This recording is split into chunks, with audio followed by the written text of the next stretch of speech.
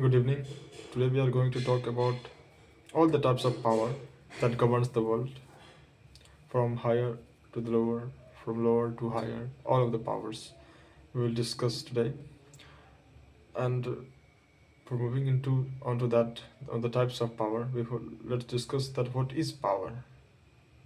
Let's look at the world. Let's firstly look at the word. What is power? What is what it means to be in power? What is what it is mean to be powerful?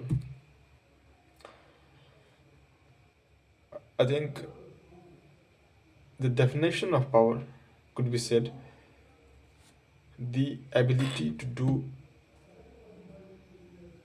things according to your will. That is called power. Or the ability to decide others' work or others' way of life on your own will. That is what called power. That that could be the definition of power. So power, power, um, power is one of the basic necessity that every human wants to possess. You know what? Just a couple of seconds. I remember just that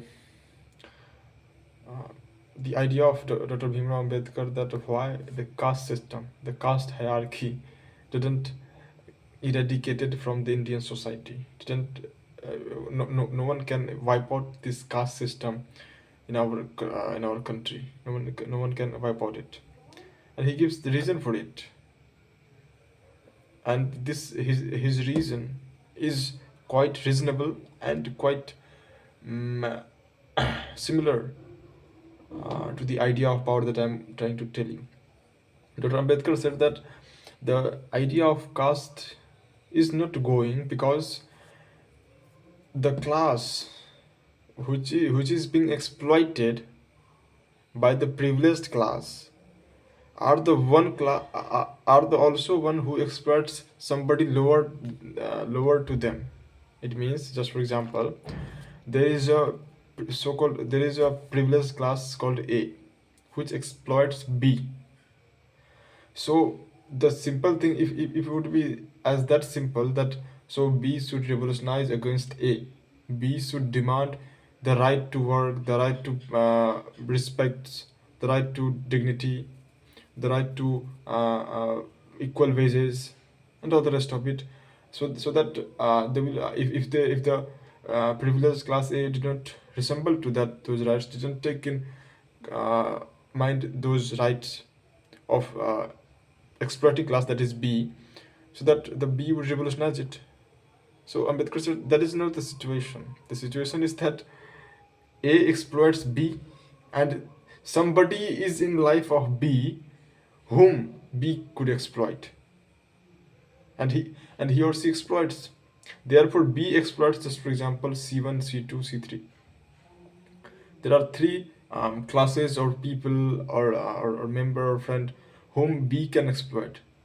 So B didn't feel much concerned about any revolutionary ideas or the right to dignity or equal wages, because B has somebody to exploit. B has for exploitation for C1, C2, C3, and on further, there are peoples, there are groups, there are some castes which could be exploited by C1, C2, C3, and this goes on. There is a Hindi proverb I have just heard on Instagram, which says that गधे की लात लात में लात गधे की लात लात में लात गधे की लात लात में लात केले के पात पात में पात और हिंदू के जात जात में जात. So it is quite similar to that.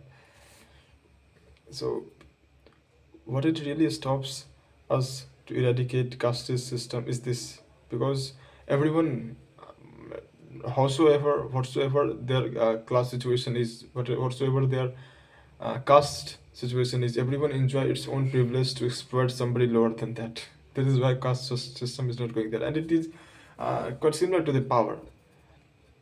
Uh, the prime minister try to control over its peon or its personal assistant and all those members which are lower than that, and those members tries to uh, put their anger on the lower persons, and this goes on and on. So this was the basic talks about power that I know. Now coming to the point, like this topic is coming from a video that I've watched just a couple of minutes ago, which says that there are five types of power in the world. The one is direct power. Direct power means that you have a skill, you are capable in something, doing something better, something creative that could not be replaced by by by almost anyone else, anybody in this world. You are working in a company, and you are on a rank, on a position, or not position, you can say. You are doing something for that company which that company still not be able to find any to replace you. So you have a direct power. If you will leave that company, that company will be in trouble. So you have that direct power. You have your skills, you have your innovative ability, your creativity. That is what is giving you a direct power over that company. And it might be true on any field. Like suppose if somebody is a teacher and famous in an entire school or an entire institute, so that person, that teacher has some specific ability to explain topics. Just for example, if he is a physics teacher, he knew how to explain topics in an easy manner, or in a way that a student will grab it. He has experience, he has had experience about that. So he has a direct power over the institution. He could do, he could order even the institution that if you don't pay me on that much, if you pay me, if you treat me in that way, I will resign this job. So that will be a trouble for that institution, for that school. So this the creator in that video puts on a first stanza, or if you can say in the last stanza, because there are four more, and which is more uh, what I say, better than this direct power. So this was all about the direct power. Now coming to the second was positional power. I think everyone got the idea that what is meant by positional power. If you are an IS or IPS officer, you have a positional power. You can use it to do anything in your area that you are given in your territory. If somebody is a chief minister or prime minister, if somebody is chief minister, he has a control over the entire state. If he is a prime minister, he has a control over the entire his country. So this is the positional power that gives you what I say, upper hand. But it is not permanent. It is temporary. There is a time came when an IS officer retires, and after that you will not be respected in the same way. When you will not be respected in the same way what you have had respected in sometime else, when you are young, or probably when you have the uniform of IS or IPS officer, when you are the CM or PM, or any high level bureaucrats, or you are on a great position. You just, for example, you are the CEO of any company, or you are the manager of a bank, you are the cashier of the bank, then you have position. Although you have a great deal of money at that power, at that position, but also it is that position that respects you. And after you will retire, after just for example you are being fired, or if you are the president, there is an impeachment movement against you, and you will be thrown out of the office, then there is no respect. People once who claps, actually who applauses your decisions, will ignore you as you not even existed. So this is positional power, and it is temporary. Now coming to the third power is relational power. It's based on trust. It is based on faith of one another that you have with your friends, your families, your husbands, your wives, and all the rest of it. Your father and mother and your family, your brothers, and all the rest of it. This is relational power. This is based on trust, loyalty, faith, reliability. the understanding with one another, the connection that we share with all of them, whether it is our family or our friends or our colleagues and all the rest of it. So this is relational power. And mm, if you can observe subtly, then you can see that when a person loses positional power, it is that relational power which holds into that person. Just for example, if somebody is an IS officer and he or she retires, then it is his or her family that really supports him to to live his life, to live his rest of life in the same enjoying manner as they did ever before, or in the same way as they have did. So it is that relational power. Or just for example, if you are a CM of state and you have retired, then the way you have served in your office, your reputation will help you to live your life, help uh, you to give your an example that this is the CM that we want more and more and again. So you build a reputation which will, I think, last for infinite years. So this was third, the relational powers. Now, first, on coming to the fourth is the structural powers. A structural powers is what is a structural power is basically invisible force that keeps you bound in. Just for the example, like laws of a country, which is invisible, but you have in mind that the things that I have to do and the things that are if I will do that thing, or if I will do this particular work, then I will be in trouble.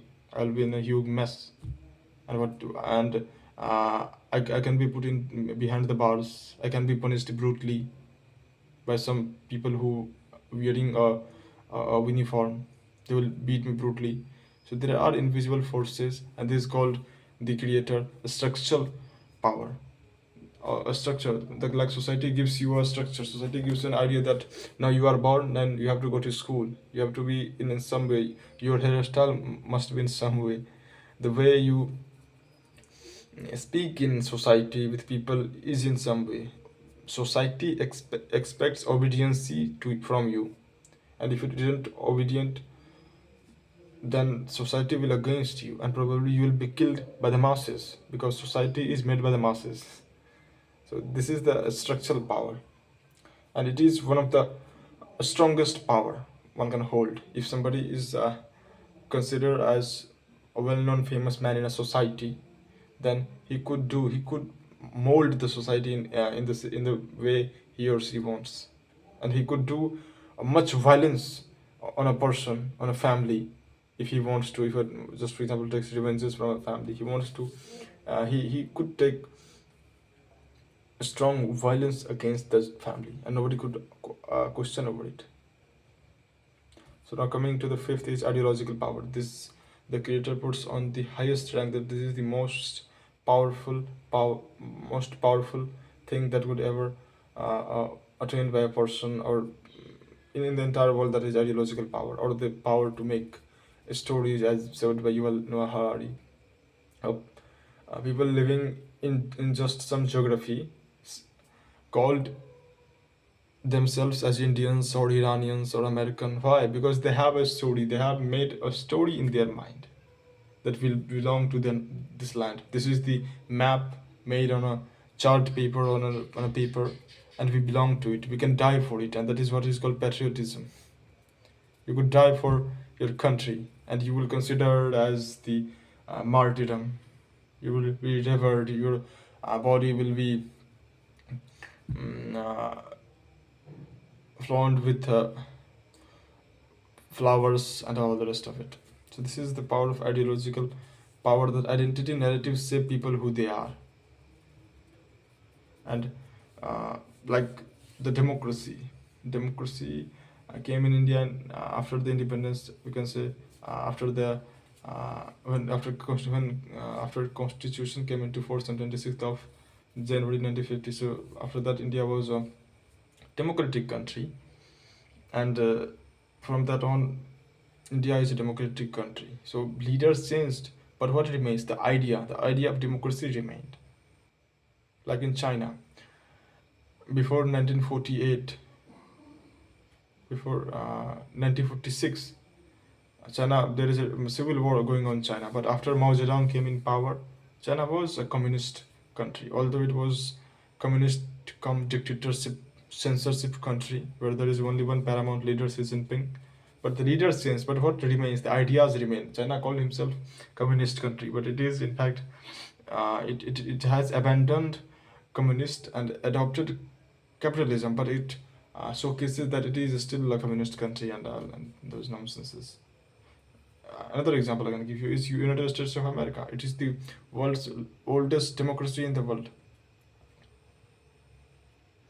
but there are Donald Trump is the 47th president of America. So there are 46 president previously lived in White House in Washington DC.